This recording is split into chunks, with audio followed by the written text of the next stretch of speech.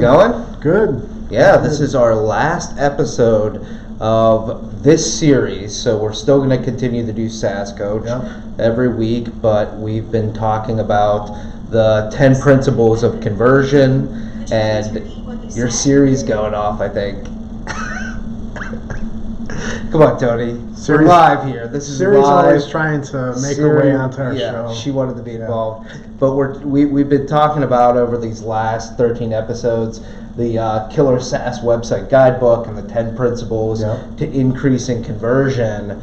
And we talked about all 10 principles. We did a special episode from the Salt Flats of Utah, and it's been a pretty fun 13 episode series that we've done.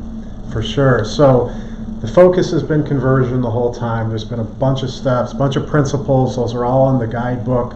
If you haven't gotten the guidebook already, it is available at SaaS.coach. There's a bunch of other resources there, all the episodes leading up to this one. But today I think we're going to take a look and just kind of review and recap what we've talked about. And I'm curious, so 10 principles, which one, did anyone stand out to you particularly after we went through all of these different ones? Yeah, I would have to say the one that to me stands out is, forgot the name of the principle, but the idea of having visitors, having different content for different conversion, types of conversion. Your 3 levels of conversion. Different levels of conversion, right? Because all visitors, I think we always think conversion and we think, it's to buy. Or that, towards the end of that sales funnel. But we need to have those soft conversions up front. And my thought is, I think that's not typically considered a lot of times, at least for me. So that was my big takeaway. Yeah, I think everybody's so focused on getting that contact of someone that wants to buy. And, the funny part is that really what you should be focused on is building your overall marketing ecosystem. What are the contacts of the people that are likely to buy in 12 months or 24 months? Who are those people that are maybe 3 to 9 months? And we're so focused on these people that, we want to turn into opportunities tomorrow instead of kind of building our pipeline and that funnel. And I think way too many websites, especially SaaS, because I think SaaS has a problem with it because they're always trying to get people in the demos and trials. And so you don't focus on that as much, but there are still a wide range of people and audiences out there that you can capture that aren't ready to take that step. And so I totally agree with you. That's one of the top ones is having multiple conversions, multiple types of ways for people to come in and take action at different levels of their buying cycle. So that was a good one. Another big one for me, it's the first one, but it's making content scannable, easy to consume. I mean, to me, that's just such a low-hanging fruit. There's so many sites that I visit that just a few, and not even big ones, but just simple little tweaks could really change that whole experience and make it that much better and get people really, learning more and consuming more, going through the site. That one ties in a lot to, the getting people to scroll, right? I think those 100%. Principles kind of go hand in hand. So the deeper you can get someone into your site, right? And if you're putting those conversion, pieces throughout your site for the different types of viewers, it starts to change things significantly. Just following those 3 principles right there. So for me, those were the big takeaways. Yeah, and that's the interesting thing is I think the principles that we talked about, you can take a couple of them, make those changes, and we said this throughout, is make those changes, you read this, and I mean, just again, think of the difference that you could have increasing 1, 2, 3% conversion.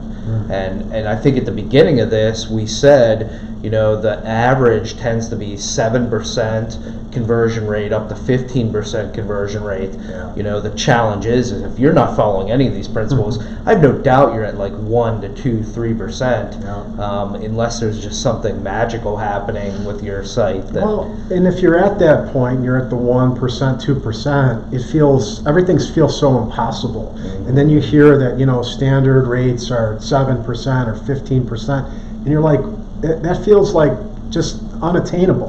Right? And so that's why I think you have to take those incremental steps and just start to see how just small, implementing small changes, you'll start to see slowly. Yeah. It all takes time, but you're going to see the changes and the improvement. And you can get there, but you got to start to follow some of these principles. Yeah, and one of the other reasons that we chose conversion as our first step, I think here our philosophy is that conversion is the centerpiece and the first thing that you have to figure out, because the thing that I think about is, we talk to a lot of clients and they say, oh, well, I tried Facebook advertising and it didn't work, or I tried, this and it didn't work. Well, if your conversion isn't right, it's going to seem like those advertising channels or these methods that you're using to get out there might not work, but the reality is you probably just aren't putting the right tactics in the conversion. So even when you go out there and do the advertising, you're making assumptions that potentially that channel isn't working when you haven't really figured this side of it out well enough. Very true. That's why I think starting with conversion like we did is so important, because if you put these principles in place, you start doing advertising campaigns, at least you've got that foundation that, still conversion might not be perfect and you should be testing, but nonetheless, at least you've put some effort up front into that conversion before you're going out to do those awareness campaigns. Yeah. So that's important. The things that I'd pull out of this whole series that we did, probably one for me is definitely product tours. We're talking about software as a service, and I just think of what's the tool that helps you sell your software, and it's a product tour, because everyone's coming there and they want to see the features. If they're going to buy and take that action to either purchase the product or get into a trial or demo, that product tour really has to sing and get somebody really interested. And a lot of times, if you look on SaaS sites, that's the first place people go, is that features tab, or they're looking for those screenshots. And so I think for me, the product tour is the area that you have to just crush it. Because that's your salesperson. That's your opportunity to say this is what it does and why it's important. And I didn't even think of that one, because that is my assumption. I'm that person. I go to a site and I navigate right. I want to go right to the tour. So when you asked me about this, I didn't even think of the product tours, because I'm assuming there's a product tour there and that it's going to be good, right? And so if you don't have that, it's huge. Well, I think your great softwares, we see that. Slack has multiple of them actually, and they're very good, and they take different perspectives, and so they're a good example of what's done right. But I think for your budding softwares, people just getting out there, they kind of slap something together, and whether that means that the tour just is not easy to use, or the messaging isn't as convincing in it because the messaging has to work, or the screenshots aren't good, maybe you're just kind of throwing that together, or even you don't have the right calls to action ingrained or around the product tour. I mean, there are a lot of pieces within that if that's one of the primary selling points is showing your product, then you got to get it right across the board. For sure. So that's important. And then, I just, the one other that I think about is actually not one of the principles, but something that we touched on in every single episode almost, testing. At the end of the day, we can run all these principles, we can put them on the site, we're doing advertising campaigns, but if you're not tracking this stuff, we use funnels a lot. Where do people start in the process, and what's every step they take, and where are they coming off? We do testing where it's on a product page or it's on a pricing page. You're testing out different things that work. And so we talked about figuring out, what channel works best. Well, one of the tactics to that is making sure that you're running tests on your ads, but also on your landing page. So I don't think we talked about it a lot with conversion. I think we touched on it in every episode. But kind of that 11th principle is always be testing. And make sure that that's part of what you're doing. Even if you're a new company and just starting, it may seem like a lot to understand and get into testing, but I think it's so worth it to just, especially on your main areas, just give it a try and see what you can do. Testing, there's tools and things that can make testing pretty darn easy. Yeah. That's what's great. But it's so important, and it's almost like, the principles give you a head start. But ultimately, to know truly what's working for you, for your site, for your audience that you're targeting, the only way to know that is testing. You could sit in a room and people brainstorm ideas and someone feels like, oh, we got a winner. You don't, okay, that's something to try, but the only way to truly prove it is based on the numbers, and you got to test. Testing is concrete. Yeah, it's concrete, and that's what I'm looking for, is proof and concrete information that this is either working or it's not working. Absolutely. So I mean those are the things that I think stood out to me. But I think in general across the board, we've said it multiple times, little things can make a huge difference and start driving that conversion. And then next, what we're going to be talking about is retention.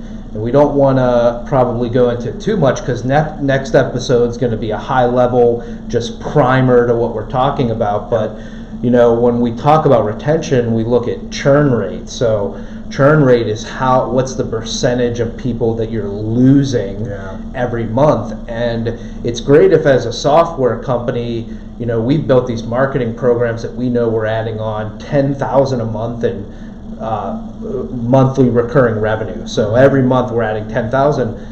But it's funny, if you look and say 15%, if we have a 15% churn rate, so 15% of our users stop using the software.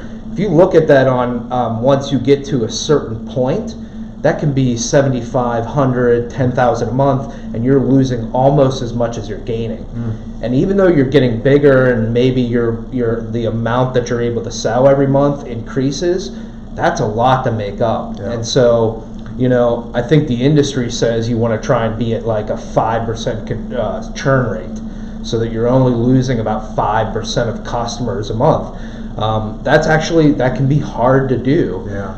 And they do show that your churn rate, the percentage of users that leave, is a significant indicator to whether your software product's going to be successful or not.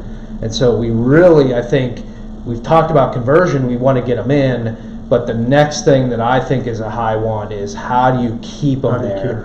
Once you get them, how do you keep them there? And then after that, I know we're going to come back and talk about awareness, but for me, this is the track, is that I want to figure out first, how do I get people into it? 2, how do we keep them and keep the highest percent?